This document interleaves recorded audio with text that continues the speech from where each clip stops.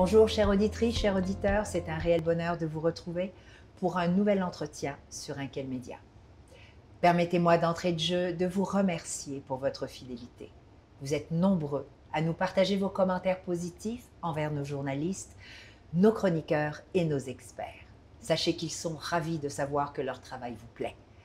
Après m'être entretenu avec les ministres Pierre Fitzgibbon, Éric Girard et Jean Boulet, j'ai maintenant le privilège de pouvoir échanger avec la ministre déléguée à l'économie, Madame Lucie Lecourt.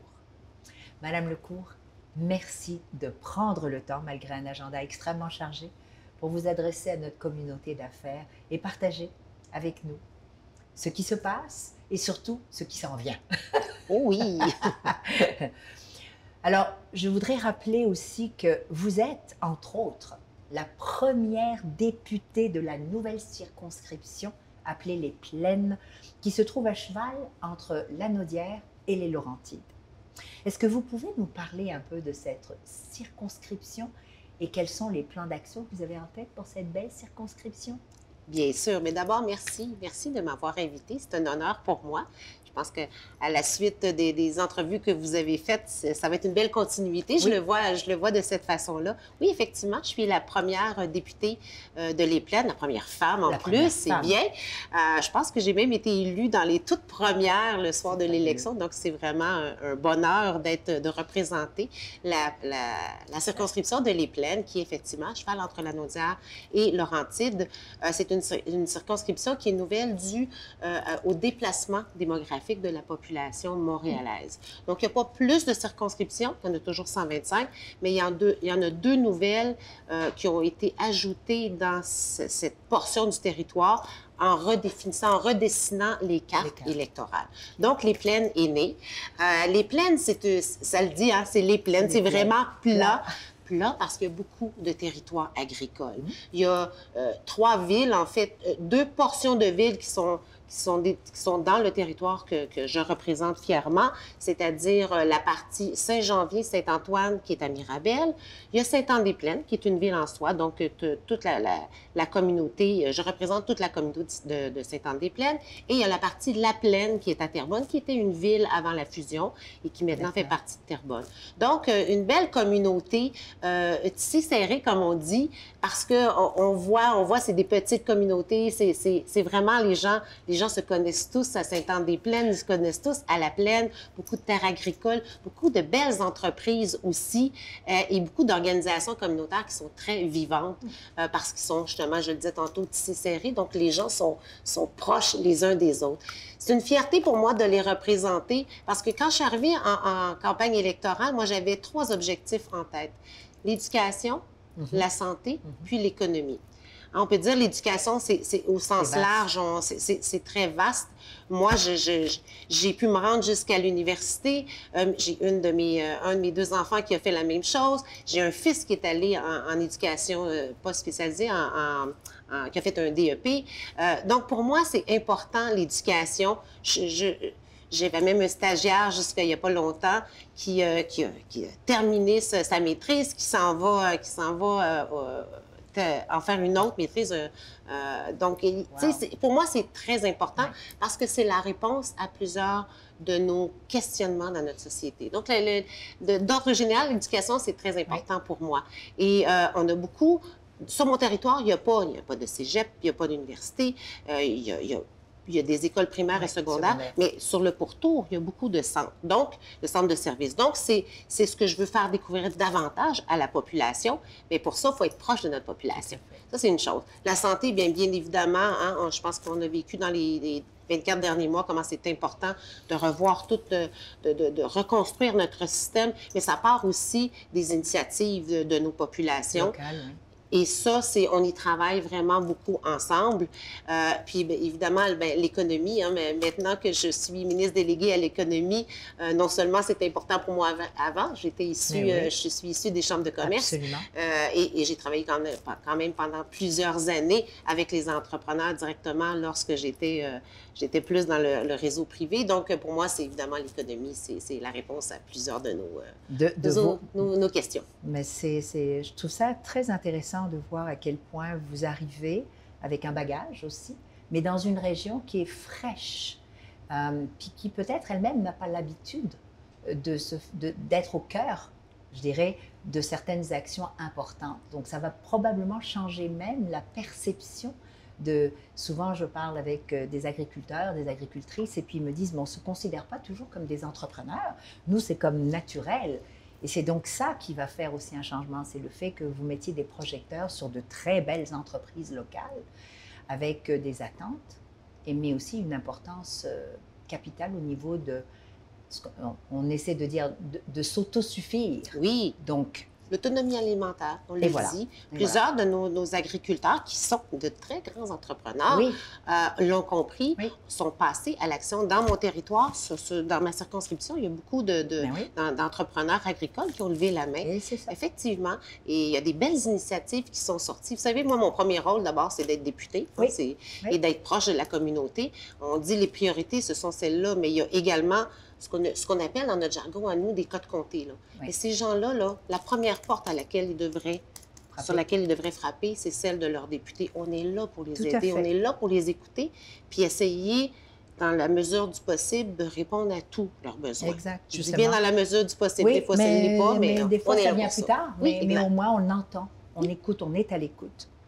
Au début des années 2021, et c'est justement en pleine crise sanitaire, vous avez été nommé ministre délégué à l'économie. C'est un rôle qui est encore méconnu par plusieurs parce que c'est un rôle qui n'existait pas et qui est au cœur. Mais ce qu'on oublie, c'est que les décisions qui sont prises aujourd'hui dans votre ministère sont des décisions importantes pour les PME et particulièrement celles qui sont dans les régions.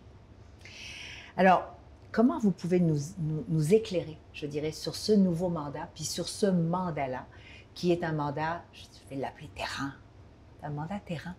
C'était un mandat qui, je vous l'avais dit, terrain, c'est un mandat qui était fait pour moi parce Absolument. que je suis une personne de terrain. J'adore aller sur le terrain. C'est là qu'on comprend véritablement Absolument. les besoins. Puis c'est là qu'on peut aussi voir si les programmes qu'on met en place, les actions qu'on met en place, si elles répondent véritablement aux besoins, puis ajuster à ce moment-là. Oui, effectivement, quand je suis arrivée, ça fait un an et quelques jours à peine que j'ai été nommée par le premier ministre délégué à l'économie.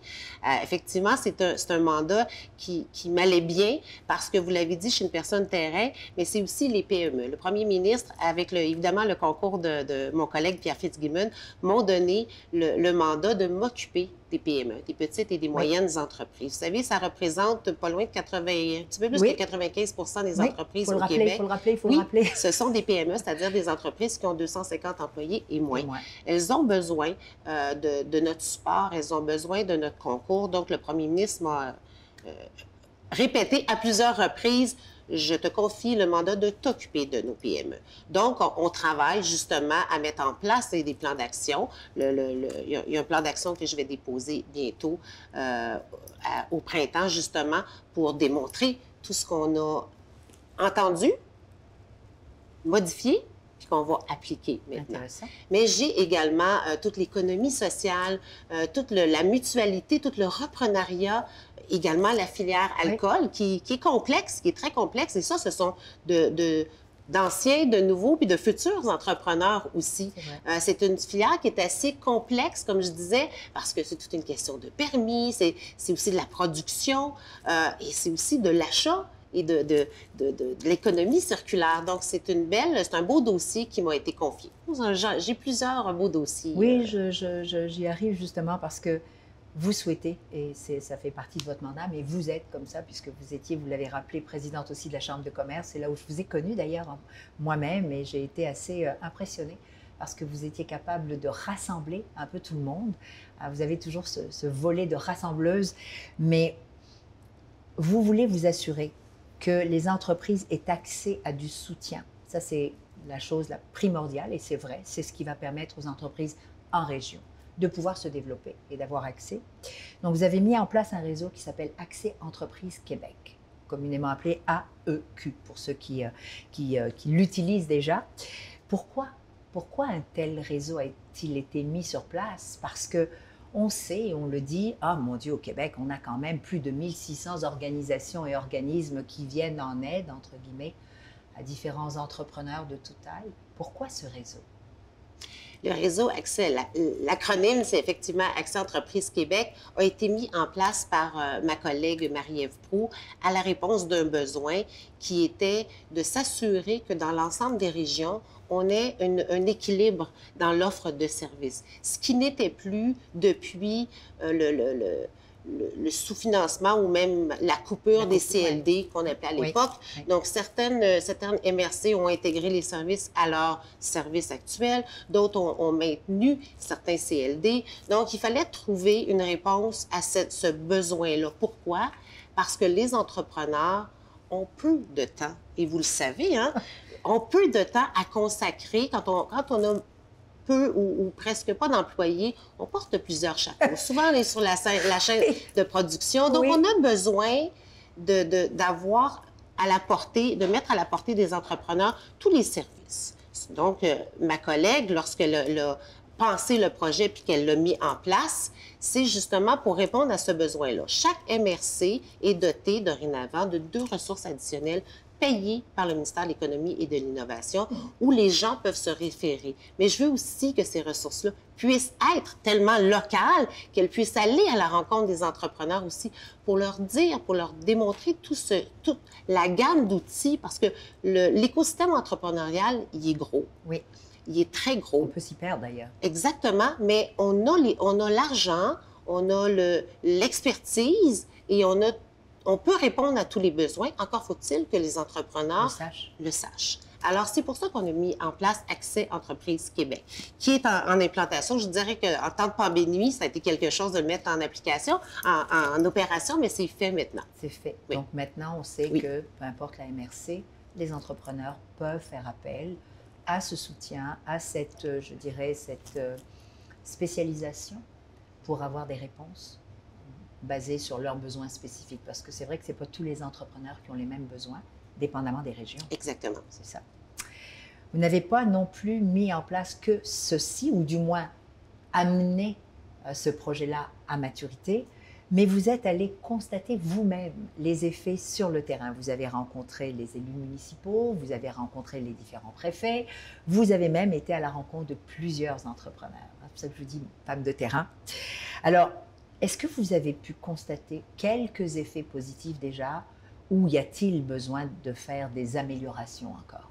Mais la réceptivité, elle est très bonne. Je dois vous avouer qu'elle est très bonne. Les gens, les entrepreneurs ont accueilli cette initiative-là à bras ouverts. Est-ce qu'on doit modifier certaines choses, s'ajuster? Comme dans n'importe quoi, il faut le faire. Oui. Là, je veux aussi, dans la formation des conseillers, conseillères en développement économique, je veux qu'ils puissent vraiment bien comprendre tout l'aspect de l'économie sociale, l'importance de l'économie sociale, parce que ça peut être, dans certaines régions, une réponse à des besoins.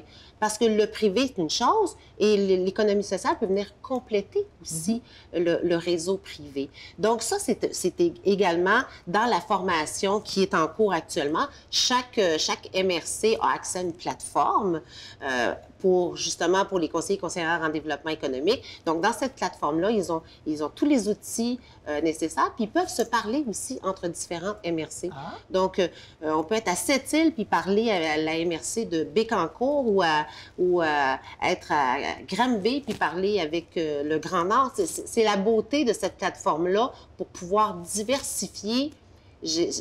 J'oserais dire en anglais, les best-of aussi. Mais oui, ça, c'est important. Mais c'est important. De faire partager l'expertise. Oui. Puis de rencontrer aussi probablement des entreprises et des entrepreneurs multiples, avec des besoins multiples, chose qui est plus difficile aujourd'hui. Il faut se déplacer, il faut aller à des chambres de commerce ou fouiller. Hein. Mais là, si vous donnez accès, ça, c'est quelque chose que je ne savais pas. Le défi, cela dit, du réseau Accès Entreprises Québec, c'est de bien faire le connaître, faire le connaître partout dans la population, donc évidemment auprès des entrepreneurs et entrepreneurs justement parce qu'ils n'ont pas beaucoup le temps de s'investir, mais on veut passer par le réseau des chambres de commerce, on veut passer par tous les organismes économiques du territoire également. C'est pour ça que, oui, j'ai entrepris ce qu'on appelle une tournée des régions qui se poursuit. D'ailleurs, on a fait une petite pause là, avec l'arrivée de l'Omicron qui nous a un petit peu ralenti. Et là, on reprend, oui, effectivement. C'est maîtrisé. On va apprendre à vivre avec aussi.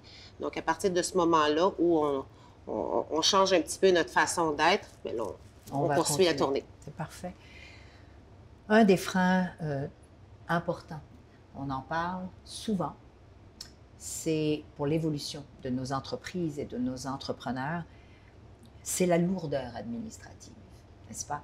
On en parle beaucoup et on leur demande constamment de remplir des documents pour peu importe les demandes qu'ils ont, mais en même temps de rester compétitifs sur le marché puis d'être alerte à la compétition. Vous l'avez dit plusieurs fois, plusieurs chapeaux, et aujourd'hui la pénurie de main-d'œuvre, ça n'aide pas non plus. Mais vous avez déposé un projet de loi 103, qui vise à alléger certaines exigences administratives et législatives pour nos entrepreneurs. Est-ce que vous pouvez étaler, nous expliquer à quoi ça va servir, cet allègement-là? Oui, la loi sur l'allègement, je vais l'appeler comme ça parce que 103 est un numéro, mais la loi sur l'allègement qui a été adoptée en décembre dernier, mise en application dans les journées qui ont suivi, une fois que la sanction est passée et tout, elle est en application donc depuis le début de l'année. Cette loi-là permet à 34 000 entreprises, actuellement, c'est un premier projet de loi, un omnibus qu'on appelle, à 34 000 entreprises à travers le Québec de bénéficier de ces retombées-là. Elles sont de tout acabit. On a dans le milieu de l'agriculture, on a au niveau des entreprises aussi qui font affaire avec les municipalités. Bref, il y a plusieurs entreprises qui en bénéficient parce que c'est un premier pas. C'est vraiment un premier pas. Comme gouvernement, on s'est engagé à faire un omnibus, donc c'est un véhicule législatif qui permet d'ouvrir plusieurs lois, non seulement celles sur lesquelles nous travaillons au MEI, mais dans d'autres ministères aussi. Donc, on ouvre les lois, on essaie de voir, on fait des analyses avec les fonctionnaires des différents ministères pour voir quels allègements peuvent être bénéfiques au niveau des entreprises, que ce soit en termes du nombre de formalités, du coût des formalités, des délais. C'est là-dessus qu'on travaille. On va en déposer un autre aussi incessamment. On travaille sur un deuxième omnibus. On a pris l'engagement comme gouvernement d'en déposer un par année pour qu'il y ait vraiment un effet concret sur les entreprises. Pour alléger. On attend ça avec impatience, croyez-moi. Le taux de création des entreprises québécoises au Québec, oui, est inférieur aux créations des entreprises à travers le Canada. Mais on sait aussi que les intentions d'entreprendre sont les plus basses par rapport aux autres provinces canadiennes.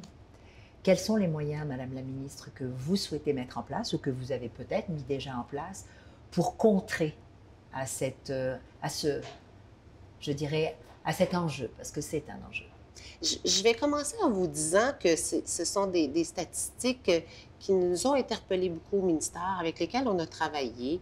On a mis en place différents programmes pour aider également les entrepreneurs, Vous l'avez vu avec Evol, puis les entrepreneurs issus de la diversité, aussi les futurs, actuels et futurs entrepreneurs issus de la diversité. Ça va bien chez les jeunes. Maintenant, comment stimuler le goût d'entreprendre? Je vais déposer également dans quelques semaines, quelques mois, tout au plus, le plan québécois en entrepreneuriat, celui avec lequel on travaille actuellement se termine bientôt. Donc, en amont, on avait déjà commencé avec toute cette sérialité-là, avec le fait aussi qu'on a vu l'importance de bien préparer l'économie post-pandémie aussi. Donc, le plan québécois va répondre à ces besoins-là, que ce soit au niveau des programmes, que ce soit au niveau des différents volets, mais que ce soit au niveau également des initiatives qui sont mises en place. Donc, c'est pour moi, ça va être un gros, je vous dirais, un gros pouvoir, un gros plan d'action qui va être important pour l'ensemble des aides.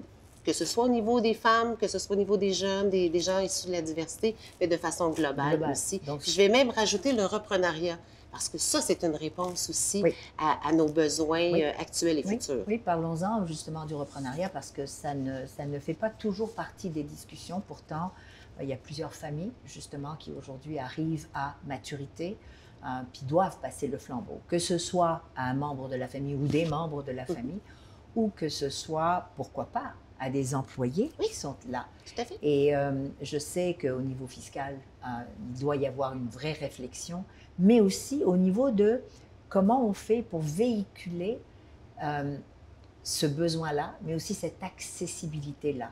Donc, je crois qu'il y a tout un travail à faire au niveau du reprenariat. Vous l'avez dit tout à l'heure, le plan québécois, je suppose qu'on va parler des jeunes, on va parler des femmes, on va parler des autochtones, on va parler de la diversité. Puis, on sait qu'il va y avoir une exode aussi d'immigration avec tout ce qui se passe à travers le monde. Il faut s'y préparer et il va falloir être prêt aussi à accueillir probablement des personnes venues d'ailleurs, mais qui vont vouloir se lancer en affaires. Je pense qu'il va falloir stimuler tout ça. Est-ce que ça fait partie justement le plan québécois? Bien sûr, ça en fait partie parce que vous l'avez dit, comment c'est important de pouvoir conserver le nombre d'entreprises qu'on a, oui. Que ce soit une entreprise familiale ou avec des actifs personnels. Les entrepreneurs sont vieillissants, ont le goût aussi de dire, ben là, je veux passer le flambeau, oui. je veux prendre du temps pour moi.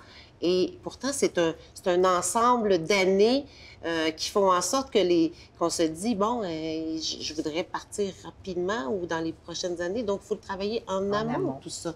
Il faut reculer quelques années en arrière et dire comment on s'y prépare. Donc, dans le plan d'action, on va y faire référence parce que, je l'ai dit tantôt, les entrepreneurs aussi au Québec sont vieillissants. Donc, oui. Ça va être c'est déjà un besoin auquel il faut répondre rapidement. Puis, tout avec l'aspect de l'immigration, tout avec l'aspect des compétences aussi qu'on veut, avec le ministre Boulet, vous l'avez reçu en entrevue, qu'on veut justement s'assurer de pouvoir répondre aux nouveaux besoins. Ça va être complet, le plan. Oui, c'est ce que je disais préalablement à certains ministres aussi, c'est que nous avons vécu 2 années excessivement difficiles, autant sur le plan personnel que professionnel. Puis on arrive aujourd'hui avec une guerre qui se passe en Ukraine, qui est une guerre humanitaire et assez importante, mais qui va avoir des répercussions économiques, c'est sûr, mondialement, pas juste au Québec.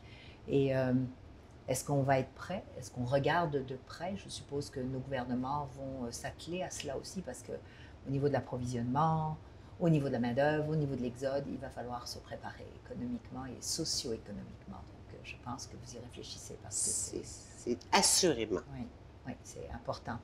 En tout cas, Madame la Ministre, je crois que vous avez démontré en très peu de temps à quel point vous êtes une femme d'action. Et je dois vous avouer aussi que partout où je passe, quand on parle de vous, les gens sont hyper réceptifs parce qu'ils sentent la vraie volonté de Madame Lecourt à entendre. Je ne dis pas seulement être à l'écoute, mais entendre et réagir.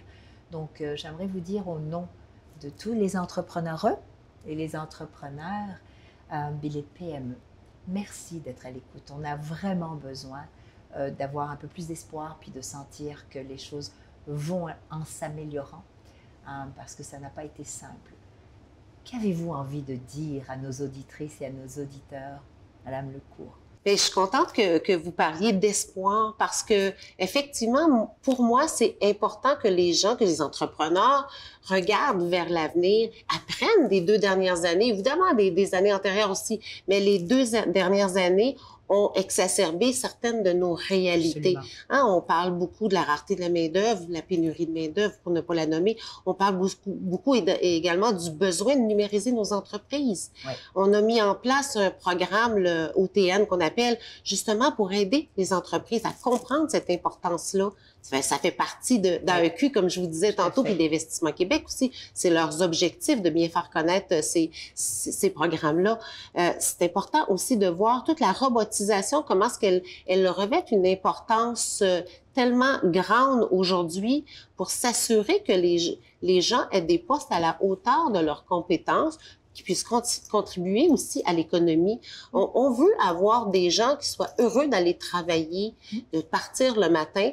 Donc, le côté de la numérisation, de l'automatisation des entreprises, c'est pas une lubie, c'est une véritable importance. Et ça, on veut travailler avec les entrepreneurs. Absolument. Donc, moi, le message que je livrerai aujourd'hui comme ministre délégué à l'économie, c'est de dire, on a les outils, là, on les met en place. Allez les chercher, ces outils-là. Ou sinon, levez la main, on va aller vous chercher, on va vous les expliquer, ces outils-là. Puis s'il y a des choses qu'on a améliorées, on est là pour ça. C'est ce que nous voulons comme gouvernement, de grandir avec vous, en répondant à vos besoins, puis en allant toujours plus loin. Donc, ça serait le message comme ministre délégué à l'économie, mais comme individu. Moi, je vous dirais que on a passé 2 années difficiles.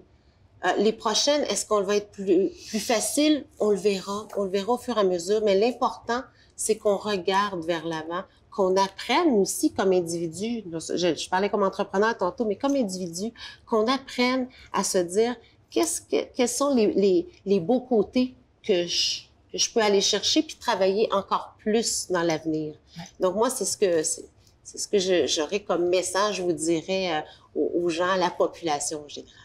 Mais je vous remercie, Madame Lecourt. Merci encore une fois de cette clarté des intentions aussi, puis de nous rassurer parce qu'on en a besoin.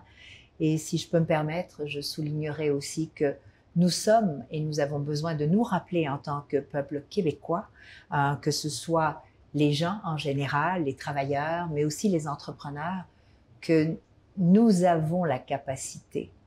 Quand on se compare, on se console, on a la capacité de faire mieux, de faire bien, mais il faut juste se soulever en tant que peuple, puis de s'encourager. On a souvent une grosse partie de la réponse. Hein? Absolument, c'est nous, c'est toujours nous. Et je me dis que on doit regarder un petit peu plus tout ce qu'on a à portée de la main, parce qu'on a tendance à l'oublier. Voilà, donc moi je viens d'ailleurs et je sais à quel point j'ai été choyée de choisir de vivre et de grandir au Québec.